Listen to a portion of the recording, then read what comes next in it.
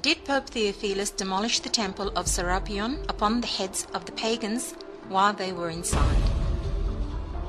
The author states the above fraud on pages 71, 72 and 152 in the Arabic version. It is evident here as to what extent the author has falsified the truth in reversing the roles of the Christians to the pagans and the pagans to the Christians.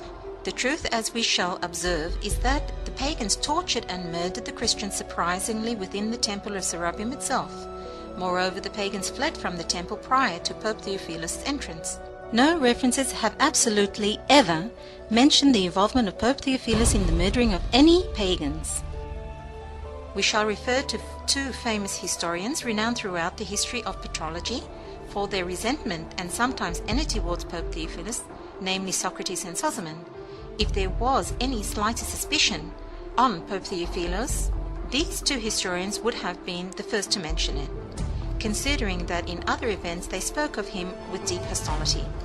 Socrates, 380 to 450 AD, was a contemporary to this historical event in 391 and described the event as follows. To begin with, he, that is Pope Theophilus, caused the Mithraeum to be cleaned out and exhibited to public view the tokens of its bloody mysteries. The Serapion also he showed full of extravagant superstitions, and he had the folly of Priapus carried through the midst of the forum.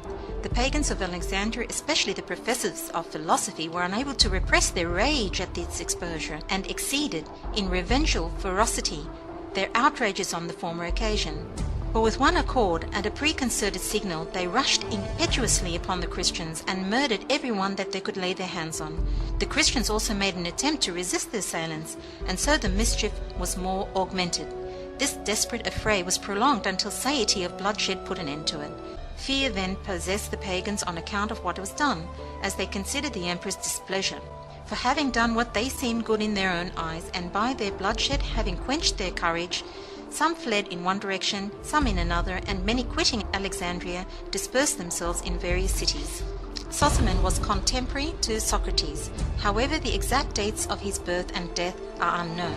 It is known that he wrote the historical period between 324 and 439 AD, and published his works between 439 and 450 AD. Sozomen cites as Socrates, but with more detail. The Bishop of Alexandria, to whom the temple of Dionysius had, at his own request, been granted by the emperor, converted the edifice into a church. The statues were removed, the idata were exposed, and in order to cast contumely on the pagan mysteries, he made a procession for the display of these objects, the phalli, and whatever other object had been concealed in the idata, which really was or seemed to be ridiculous, he made a public exhibition of. The pagans, amazed at so an unexpected exposure, could not suffer it in silence, but conspired together to attack the Christians. They killed many of the Christians, wounded others, and seized the Serapion, a temple which was conspicuous for beauty and vastness, and which was seated on an eminence. This they converted into a temporary citadel, and hither they conveyed many of the Christians, put them to torture, and compelled them to offer sacrifice. Those who refused compliance were put to death in some cruel manner.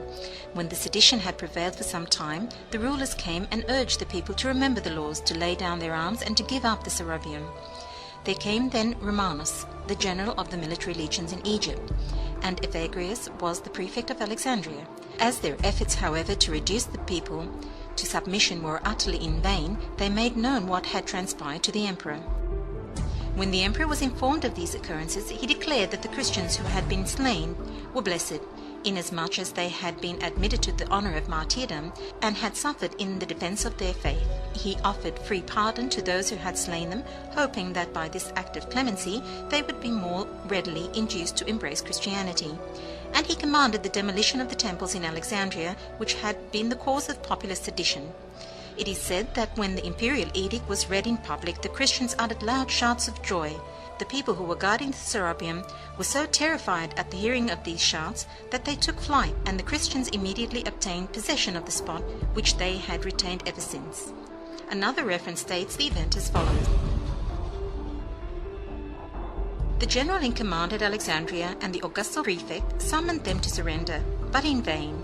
Olympus, a philosopher, sustained their obstinate resolution until the arrival of an edict ordering the destruction of all temples. Terrified by the shouts that proclaimed this mandate, the desperadoes abandoned the Serapion.